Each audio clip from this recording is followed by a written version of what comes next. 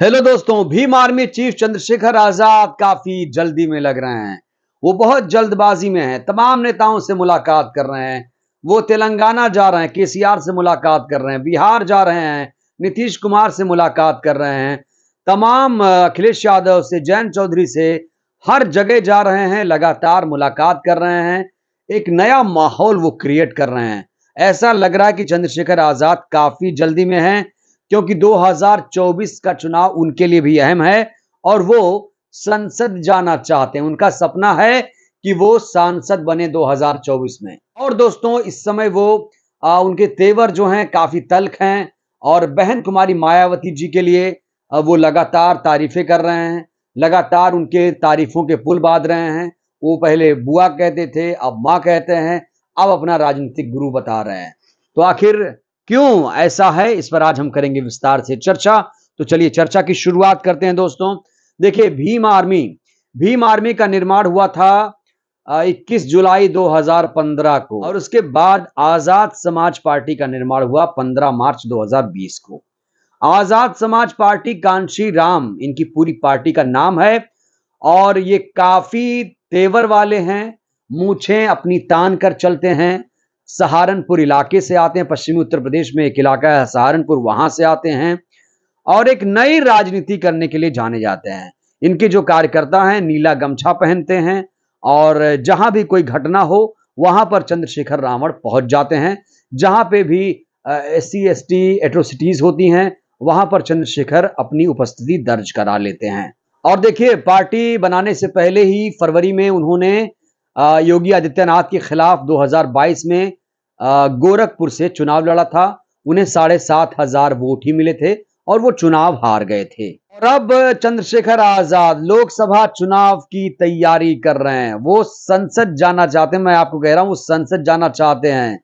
और आपको बता दूं कि 28 जून को उन पर हमला भी हुआ था। आपको याद होगा, 28 जून को सहारनपुर में उन पर जानलेवा हमला हुआ था। देवबंद में 4 आरोपी गिरफ्तार हुए थे। ताबड़तोड़ गोलियां चलाई गई थी।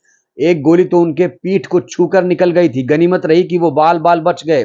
इसके बाद दोस्तों, 21 जुलाई को दिल्ली में एक बहुत बड़ा प्रदर्शन किया गया और उस प्रदर्शन में मांग की गई कि आजाद समाज पार्टी के राष्ट्रीय अध्यक्ष चंद्रशेखर आजाद रावण को Z+ की सिक्योरिटी दी जाए। आपको याद दिला दूं कि कई पार्टियों के नेताओं को चंद्रशेखर आजाद ने अपने मंच पर आमंत्रित किया था। यहां तक कि बसपा सुप्रीमो को भी आमंत्रित किया गया था, अखिलेश यादव को आमंत्रित किया गया था। लेकिन यहां पर कुछ चेहरे खास तौर से नजर आए थे, मसलन कि दीपेंद्र हुड्डा साहब, जो भूपेंद्र सिंह हुड्डा हरियाणा के पूर्व CM के बेटे हैं, सांसद हैं दीपेंद्र हुड्डा साहब, वो नजर आए थे। स्वामी प्रसाद मौर्य साहब नजर आए थे, जो समाजवादी पार्टी की राष्ट्रीय महासचिव हैं। इसके अलावा सीताराम येचुरी CPI के नेता, वो नजर आए थे। और सबसे बड़ा चेहरा वहां पर था जयंत चौधरी। RLD प्रमुख जयंत चौधरी भी वहां पर मंच साझा करते हुए नजर आए थे। काफी माहौल बना। एक ज्ञापन भी दिया गया, राष्ट्रपति के नाम ज्ञापन दिया गया कि चंद्रशेखर आजाद को अतिशीघ्र Z+ की सिक्योरिटी दी जाए। क्योंकि दोस्तों, कंगना रनावत को Z+ की सिक्योरिटी मिली हुई है। कुमार विश्वास को, ये जो बाबा घूमता है, इसको भी सिक्योरिटी मिली हुई है। ऐसे में एक वो नेता जो समाज के लिए अपनी लड़ाई लड़ रहा है, वो लगातार पब्लिक में रहता है, उसको जान का खतरा है, उसके ऊपर गोली चलाई गई है, तो उसको Z+ की सिक्योरिटी क्यों नहीं दी जा रही है। और आपको बता दूं, 21 जुलाई को प्रदर्शन हुआ था, बहुत बड़ा प्रदर्शन हुआ था, ज्ञापन दिया गया। उसके बावजूद आप समझ सकते हैं कि इतना दिन बीत जाने के बाद भी अभी तक कोई रिस्पॉन्स नहीं मिला है। चंद्रशेखर आजाद को अभी तक Z+ की सिक्योरिटी नहीं मिली है। और हाँ, एक और अपडेट इसमें आपको याद दिला दूं कि जयंत चौधरी वहां पर पहुंचे थे। उन्होंने एक बहुत बड़ा ऐलान किया। उन्होंने कहा कि हम गठबंधन करेंगे और RLD के टिकट पर वो चुनाव लड़ेंगे। यह भी तय हुआ कि वो सहारनपुर से चुनाव लड़ेंगे। अब जब उन्होंने कहा कि RLD के टिकट पर चुनाव लड़ेंगे, जयंत साहब ने जब कहा RLD के टिकट पर चंद्रशेखर आजाद चुनाव लड़ेंगे, तो लोगों ने सवाल पूछा कि भाई, क्या जब उनकी पार्टी है तो क्या आप ASP का विलय कर रहे हैं? ये सवाल उठा था, मैं आपको बता रहा हूं। ये सवाल बहुत मौजू भी है, क्योंकि अगर चुनाव लड़वाना है तो आप गठबंधन कर रहे हैं तो उनका सिंबल केतली है तो केतली पर लड़वाइए, या आप आरएलडी से उनको क्यों लड़वाएंगे? ये बहुत बड़ा सवाल था और ये डिबेट का भी विषय था। हमने इस पर एक वीडियो भी बनाया था दोस्तों। तो दोस्तों मैं कह रहा हूं कि चंद्रशेखर बड़ी जल्दबाजी में लग रहे हैं। अब बड़ा सवाल यह है कि चंद्रशेखर आजाद कहां से लोकसभा का चुनाव लड़ेंगे? दो नाम, दो लोकसभा क्षेत्र प्रमुख रूप से सामने आ रहे हैं। एक तो नगीना है और एक सहारनपुर। ये दोनों लोकसभा क्षेत्र मुरादाबाद मंडल के अंतर्गत आते हैं और मुरादाबाद की 5 लोकसभा सीटों को 2019 में बसपा ने जीता था। नगीना को भी बसपा ने जीता था और सहारनपुर को भी बसपा ने यहां पर जीत हासिल की थी।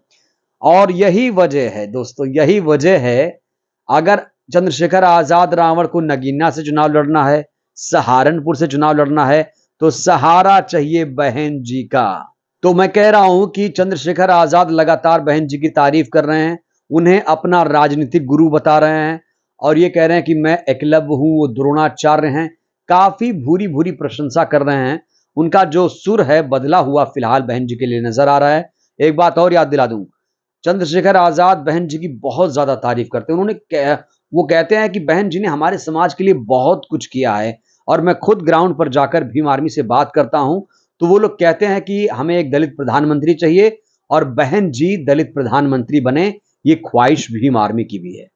मैं लिख के देता हूँ कि अगर विपक्ष का चेहरा माया बहन जी रही और उनको प्रधानमंत्री की दावेदारी की गई तो इंडिया को जीतने से कोई नहीं रोक सकता, कोई भी। दोस्तों इस बीच देख रहे हैं कि कई इंटरव्यूज हो रहे हैं चंद्रशेखर आजाद रावण के। उनका एक इंटरव्यू हो रहा था जहां पर उन्होंने एंकरों से ये कहा कि आप लोग बहन जी से मेरी बात करवा दीजिए, मुलाकात करवा दीजिए, क्योंकि जब भी चंद्रशेखर का इंटरव्यू होता है उसमें पूछा जाता है कि आपकी बहन जी से मुलाकात हुई, आपकी बहन जी से फोन पर बात हुई, तो इसका जवाब मिलता है नहीं में। अभी तक 2015 से लेकर 2023 चल रहा है, अभी तक चंद्रशेखर आजाद की बहन जी से मुलाकात नहीं हुई। लेकिन चंद्रशेखर आजाद ने बहन जी के सामने अपने हाथ जरूर बढ़ा दिए हैं। अब बहन जी कब उन्हें माफ करती हैं? मैं माफ शब्द इसलिए इस्तेमाल कर रहा हूं क्योंकि बहन जी का एक तर्क है यहां पर कि जब बहुजन समाज पार्टी जिसे कांशीराम ने बनाया है तो चंद्रशेखर आजाद रावण ने मार्च 2020 में आजाद समाज पार्टी कांशीराम क्यों बनाई, इसी को लेकर सूत्र कह रहे हैं कि बहन जी नाराज हैं। लेकिन चंद्रशेखर बार बार कह रहे हैं कि वो अपनी पार्टी को चलाएंगे, अपनी पार्टी का किसी में विलय नहीं करेंगे, ना तो बसपा में और ना ही आरएलडी में। तो दोस्तों बिना बसपा के आप नगीना या फिर सहारनपुर नहीं जीत सकते। सहारनपुर का वाक्य आपको बताऊं, जब निकाय चुनाव हो रहा था, जानते हैं निकाय चुनाव में चंद्रशेखर और अखिलेश यादव ने बसपा उम्मीदवार के खिलाफ प्रचार किया। नतीजा ये हुआ कि बसपा के उम्मीदवार भारी मतों से, उन्हें करीब 1.5 लाख वोट मिले, वो जीत गए। तो कुल मिलाकर अगर चंद्रशेखर आजाद लोकसभा सांसद बनना चाहते हैं तो उन्हें अखिलेश यादव, जयंत चौधरी के साथ साथ मायावती के समर्थन और साथ की जरूरत पड़ेगी। और इसीलिए दोस्तों काफी वो बहन जी की तारीफ कर रहे हैं, काफी भूरी भूरी प्रशंसा भी कर रहे हैं, लेकिन कुछ गलतियां भी कर रहे हैं, कुछ गलतियां भी कर रहे हैं जिसे लोग नोटिस भी कर रहे हैं। तेलंगाना चले गए, केसीआर से मुलाकात कर ली, जबकि वहां पर आरएस प्रवीण साहब बहुजन समाज पार्टी के एक बहुत बड़े नेता बनकर उभर रहे हैं, बीएसपी की तरफ से मुख्यमंत्री पद के उम्मीदवार हैं। ऐसे में लोग ये भी कह रहे हैं कि ये चंद्रशेखर भाई क्या कर रहे हैं, वहां क्यों चले गए, केसीआर से, संविधान विरोधी नेता से क्यों मुलाकात कर ली। देखिए दोस्तों, मानता हूं कि केसीआर ने बाबा साहब की बड़ी मूर्ति बना दी, लेकिन सिर्फ मूर्ति बनाना और उनमें आस्था रखना, उनके दिए संविधान में आस्था रखना, दोनों अलग अलग बातें हैं। तो केसीआर से मुलाकात करना कहीं ना कहीं बसपा के नेताओं को खटक रहा है कि चंद्रशेखर ये गलत कर गए और इन्हें ऐसा नहीं करना चाहिए। तो कुल मिलाकर नगीना या सहारनपुर से चंद्रशेखर आजाद ताल ठोक सकते हैं, लेकिन उन्हें जरूरत पड़ेगी बहन जी के साथ की। अब बहन जी उन्हें अपने साथ लेंगी, मुलाकात करेंगी, बात करेंगी, ये बहुत बड़ा सवाल है। दोस्तों इस खबर पर आपकी क्या प्रतिक्रिया है? क्या चंद्रशेखर आजाद रावण को बहन जी का साथ मिलेगा? क्या बहन जी उन्हें माफ कर देंगी? और क्या दोनों को साथ आकर चुनाव नहीं लड़ना चाहिए? क्योंकि देखिए मैं बार बार कहता हूं कि अलग अलग नहीं होना चाहिए किसी को भी, सबको इस समय एकजुट होने की जरूरत है। अगर मोदी को हराना है, एक एक वोट कीमती हो गया है, मोदी को हराना है तो सबको संगठित होना पड़ेगा।